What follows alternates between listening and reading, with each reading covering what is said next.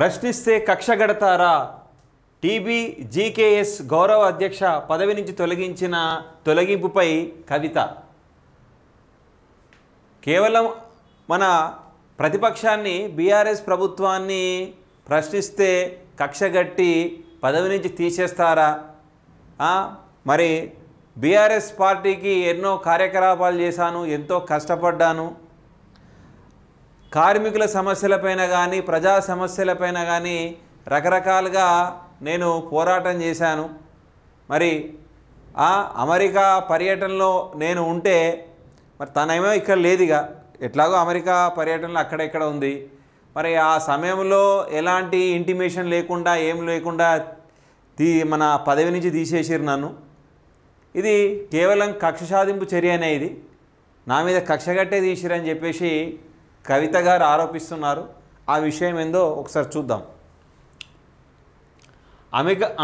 America నుంచి సింగరేణి కార్మికులకు లేక 10 ఏళ్ళు చేసిన సేవను గుర్తు చేస్తూ కీలక వ్యాఖ్యలు. కార్మికుల సంక్షేమం కోసం పోరాడుతున్నందుకే కుట్రలు, నన్ను తొలగించి వారి ఐక్యతను దెబ్బతీయడమే కొందరి లక్ష్యం.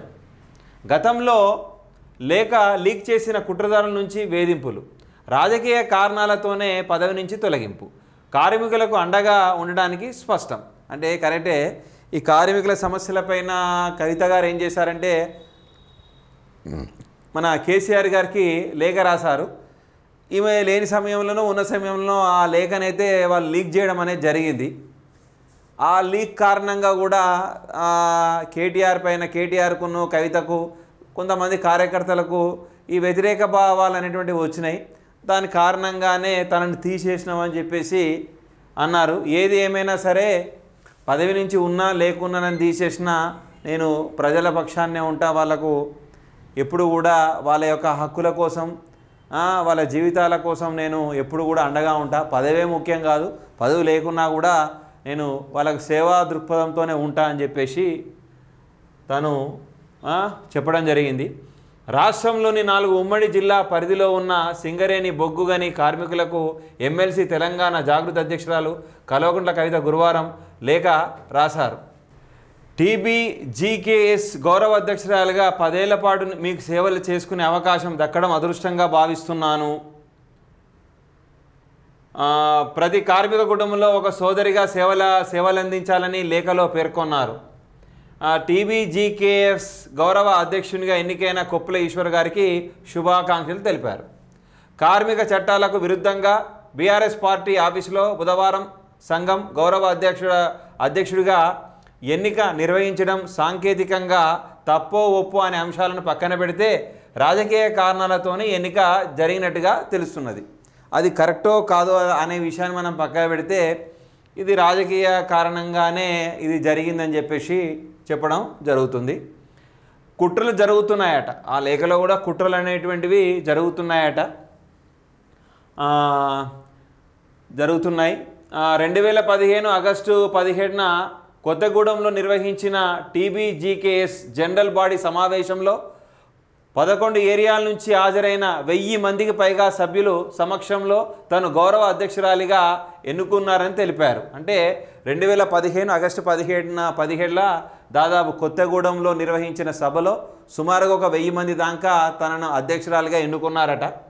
మొత్తానికైతే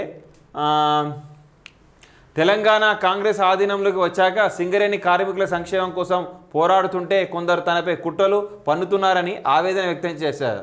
ఆ కుట్రలతో వ్యక్తిగతంగా తనకు వచ్చే నష్టం ఏమీ లేకపోయినా కార్మికుల శ్రేయస్సు కృషి చేస్తున్న తనను తొలగించి వారి ఐక్యతను దెబ్బతీయడమే కొందరు లక్ష్యంగా కనిపిస్తుందని మండిపడ్డారు.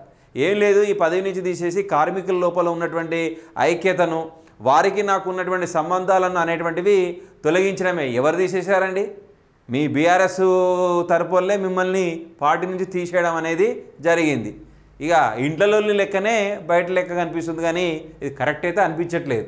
ఓకే, ఇంకా కొంచెం మనం ఇంకా బ్రీఫ్గా చూసినట్టయితే కేసీఆర్కి రాసిన ఆ లేఖ లీక్ చేశారన్నారు. ఆ లీక్ చేసిన తనపై కుట్రలు పాల్పడుతున్నారు.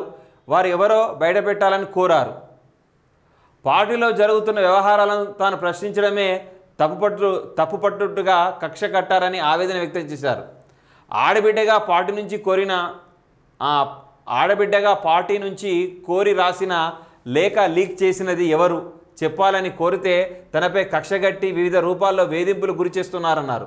తాను అమెరికా పర్యటనలో ఉన్న సమయంలో కార్మిక చట్టాలకు విరుద్ధంగా TBGKS సెంట్రల్ కమిటీ సమావేశం నిర్వహించి కొత్తగా గౌరవ అధ్యక్షుడిని ఎన్నుకున్నట్లుగా ప్రకటించారని తెలిపారు.